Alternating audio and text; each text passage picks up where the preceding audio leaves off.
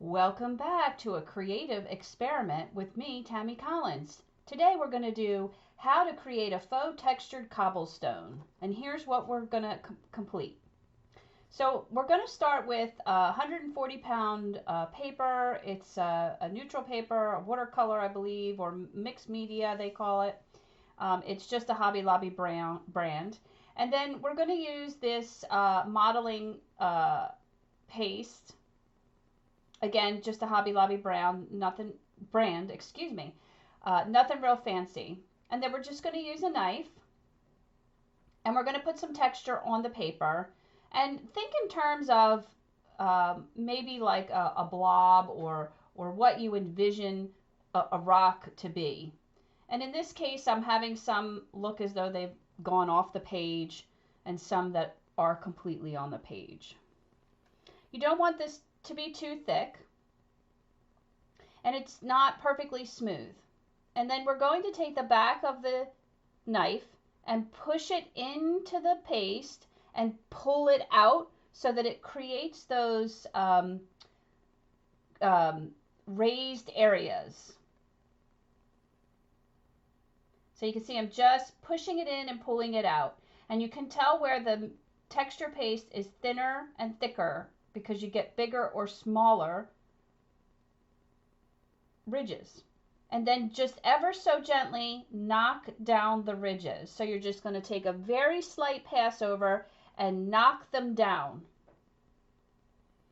And what happens when you knock down the ridges is you get these like nooks and crannies is the best term that I can think to describe it, that will make it very understandable for you.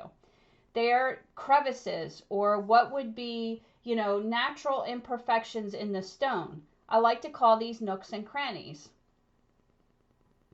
And if you don't like the way one looks or it doesn't have enough of these nooks and crannies, just repeat the process. Put a little more modeling paste on there, press it in, pull it out, make ridges, and then simply knock them down.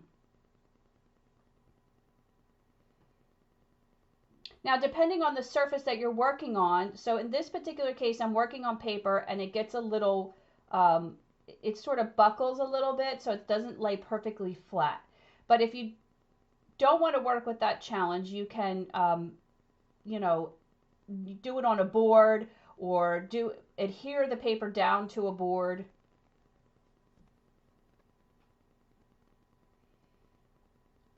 And so I let this dry a little bit. I moved it over under a fan and let it dry for a little bit. And then I'm just coming back and adding a tiny bit more in the same exact process.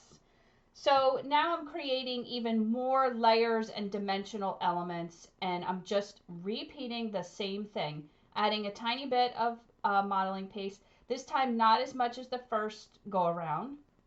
I'm pushing in the knife and pulling it out to create ridges, and then I'm coming back and knocking it down.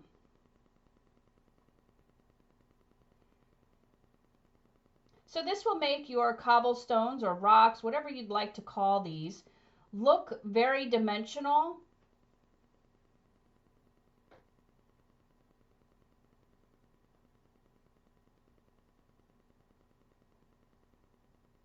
I love playing with texture. Absolutely love, love, love playing with texture. I got a lot of requests on how to create this look. And it's really just a simple technique. I've done this technique on very large scale applications, both indoor and outdoor. Outdoor requires very special products. Okay, so now it's dried and we're going to move on to adding in some color. So you've probably seen me work with these paints before. These are from a project that I was working on. And it's acrylic paints that have a little bit of flow medium, a little bit of water, and actually sand. So I thought these would be a perfect application for them. So what I'm doing right now is just creating, the background layer. And I'm just treating these like I'm just adding some water on my brush and I'm just putting the colors around. I'm even adding some of them on the actual textured spaces. And the reason for that is to help create continuity between colors.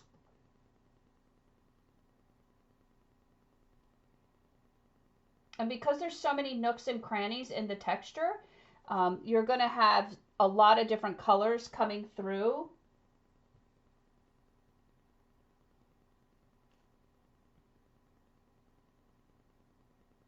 And I did forget to tell you that I did coat these after the texture dried. I coated it with gesso. I coated the entire page with white gesso. I forgot to tell you that.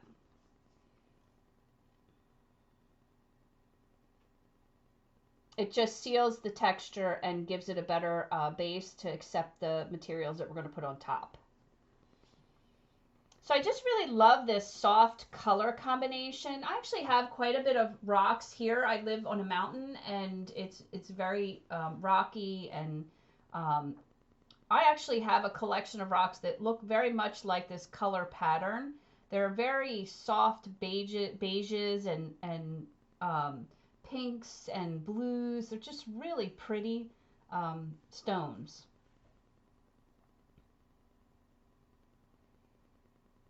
And while I don't think they're actually cobblestones, I don't know why I've just attached myself to that term. For me, it just sounds more interesting than rocks.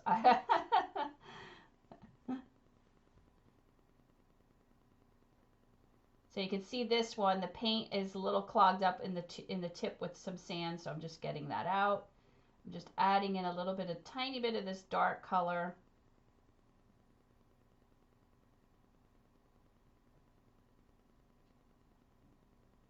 Eventually, I want these colors to be the very background of the piece.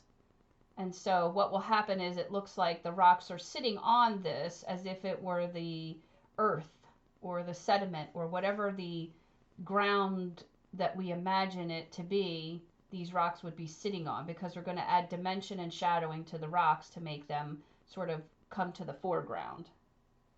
So same thing, I'm just repeating. I really want this dark color in the nooks and crannies of some of the cobblestone areas. And you can really begin to see, once the color goes on there, how your rocks or cobblestones have taken on all this interesting detail.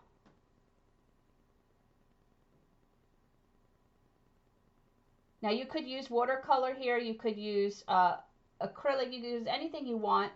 My recommendation would be to make sure it's very fluid, and so it flows and gets different, it has different density across the piece so that it's not a flat color. Like when you paint the white gesso across, it's just a flat color. You want the material that you're applying now to have more opaque areas and less translucent areas and things of that nature, so that you get dimension already just by doing that. So watercolor would work great. Acrylics watered down slightly or with a good medium in them would work well. So I've taken this to the side and let it dry. And you can see that there's a nice drip across there, which is fine. I love the way that works. And now I'm just going to use my Tombow markers, mainly because they're watercolor and I want to get a really good effect with that. But you could certainly use acrylics and replicate the same concept, watercolor as well. And so I'm just putting in a little bit of dark color in some of the crevices, and then I'm applying some water to those because I want the crevices to be darker so that they have depth. It gives the individual rock interest and depth. It pulls the texture out. It gives highlights and shadows.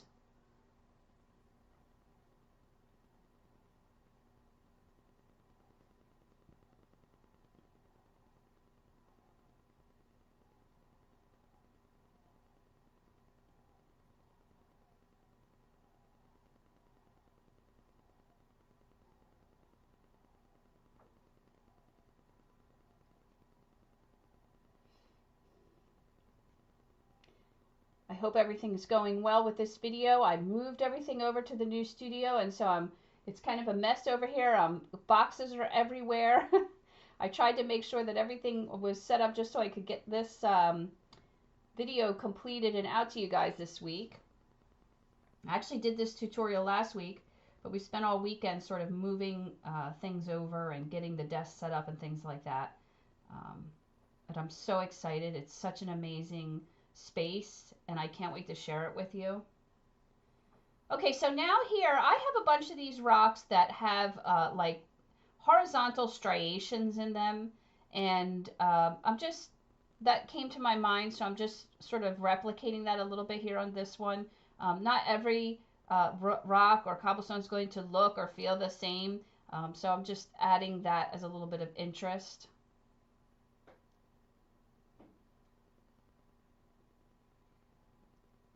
And in some of these, you just sort of follow the texture and let the texture tell you what it wants to do.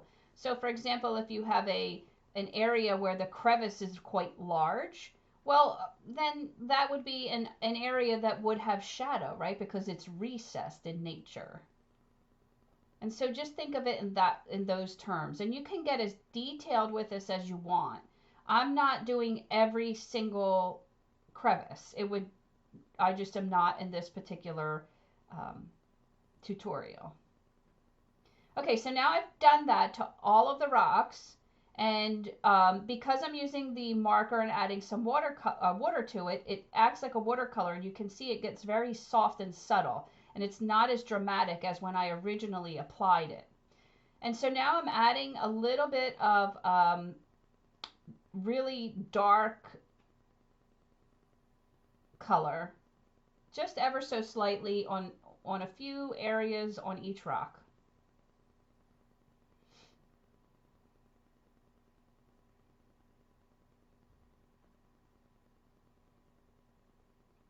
And now I'm giving it shadow. It's a shadow line because I want the rocks to look three-dimensional, like they're sitting on top of the paper almost. And so I will come back now with water and soften that line so that it gets a natural shading to it and isn't just a harsh line, because it wouldn't be just a harsh line in most cases.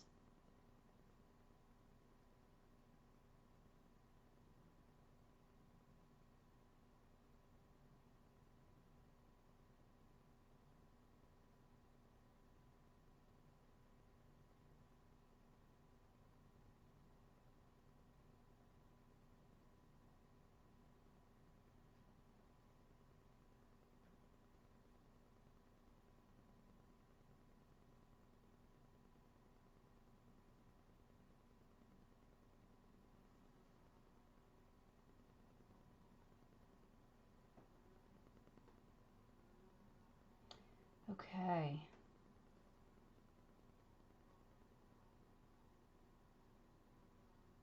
So now you can begin to see them take shape. And I'm using that same color to add a tiny bit of really dark. This is actually a black color. It's called black. Just to give it a little bit of accentuated depth in some areas. You can do as many of these as you'd like, or as little. It will intensify the depth effect, and sometimes you need a little bit of restraint with this particular dark color and accentuating your crevices.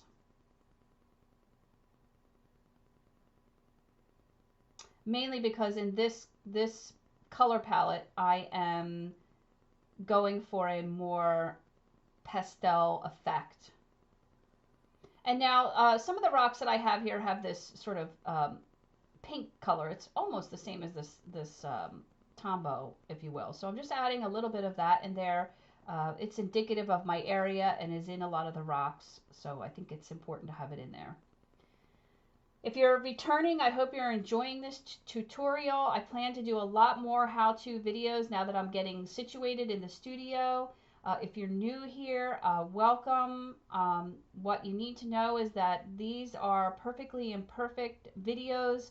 This is just me sharing my journey back to my creativity and what that looks like, and just me reconnecting, the exercises that I do, the processes that I go through, and the things that I create.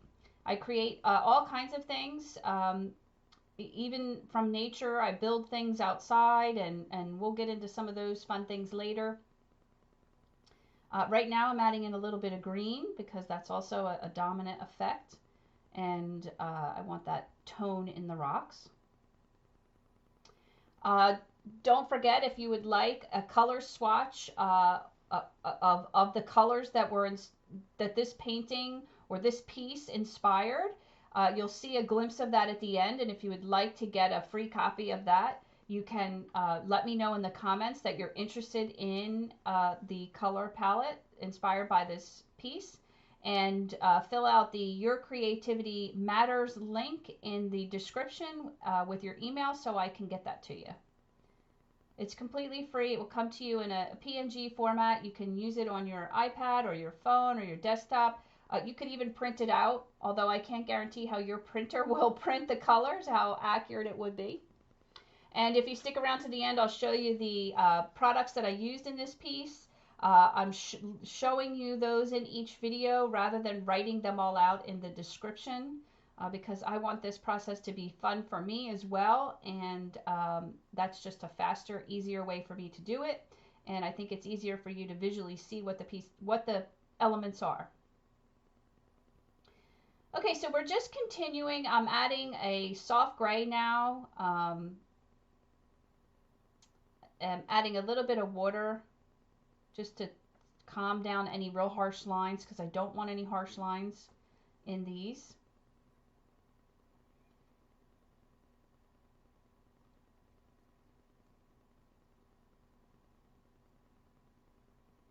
Now I'm adding in a little bit of orange, and I actually won't even be able to tell you this color at the end because I use this so much that the numbers have worn off.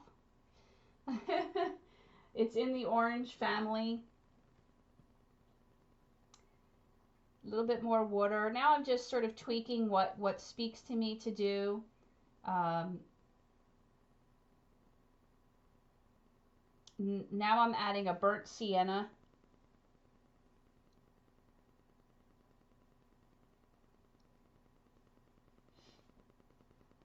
And you have to remember with the Tombos, the pigment comes out stronger than it will be when it's completed. So the color will tone down slightly. And so now I'm just adding a softer gray to the shadow, because I want the gray or the shadow to feel a little bit more accentuated. I think if they were rocks, the shadow would be larger or deeper. And then I'm just going to add a little bit of water to that to pull that out.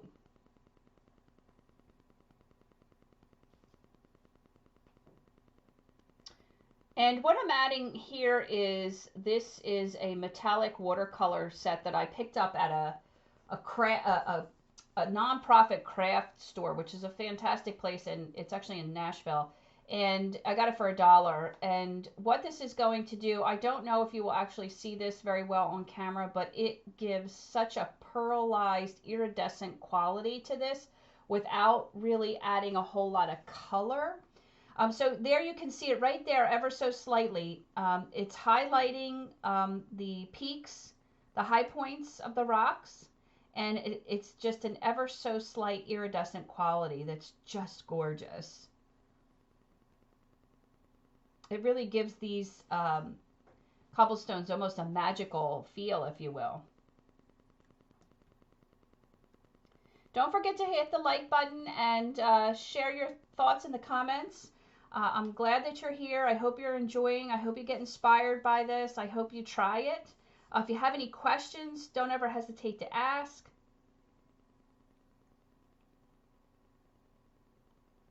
It's really hard to see that. I wish I could find a way to really convey that. It's like it's pearlescent.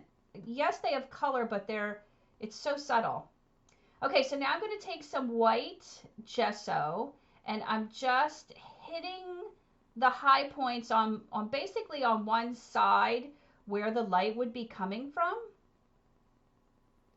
just to accentuate those high points a tiny bit more. And I'm not loving this brush at all. Um, I'm going to switch. I have another brush. It's actually a cheap little brush, but for some reason it works really good for this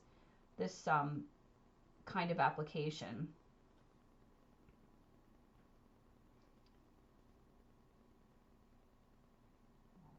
But this is where you're going to begin to really see the magic take place, and you're really going to see the depth of the piece, or the rocks, or the cobblestones, whatever you want to call them. There it is. It's a cheap little brush. It's very thin, and I think that's why it works so well, because it's not trying to put too much paint on there. I really just want the one peaks to be really accentuated.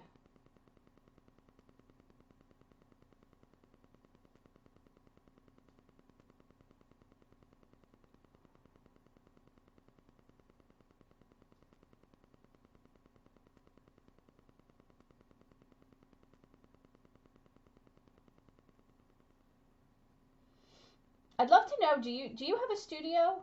Where do you create in your space? Is it in your home? Is it a room in your home? Do you have your own space? I'd really love to hear where you can spend your creative time, and how where and how you do that. Um, is it the way you would want it to be? Is it just sort of hodgepodge together because you're trying to make it work in a space? Or I'm really curious to know that. I spent years as an interior designer, and I'd love to hear, how you make your creative space work in your environment.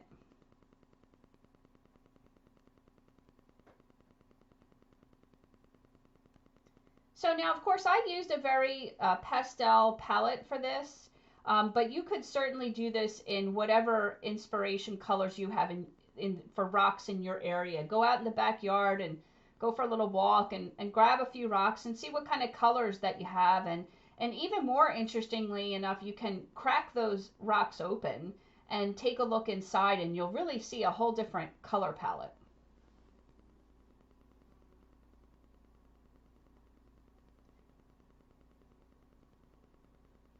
The metallic watercolor on here is just delicious. I mean, it just really adds such a beautiful quality to this. I have some rocks that I've polished and sealed with like a resin, and they look like that. They look iridescent like this. And so that was really exciting for me to kind of see that surface here on this piece. I didn't intentionally set out to do that, but I was really happy to see that come about.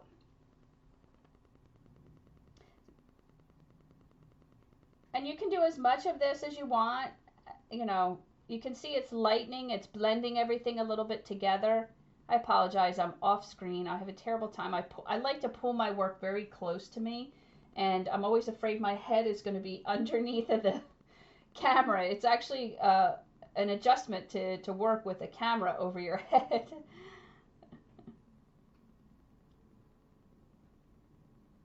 But if this is your first video, take a look at my other videos. There's another video where this cobblestone effect was applied, and that's what sparked this how-to of how to make that happen. Here's the colors. Those are the three that I used from a previous painting in that light teal, light orange, and a sort of mahogany. And now we're going to go through some Tombow markers. I've got N15 black, 757 port red, 969 chocolate, 947 burnt sienna, 098 avocado, 985 chrome yellow, a gray, and I got the metallic watercolors. I used white gesso, and of course modeling paste. But I'm so glad you're here. Be sure to stay around for a second and check out the palette. Look at that. Here's the color palette inspired by this piece if you'd like it. Thanks for watching, and I'll see you next time.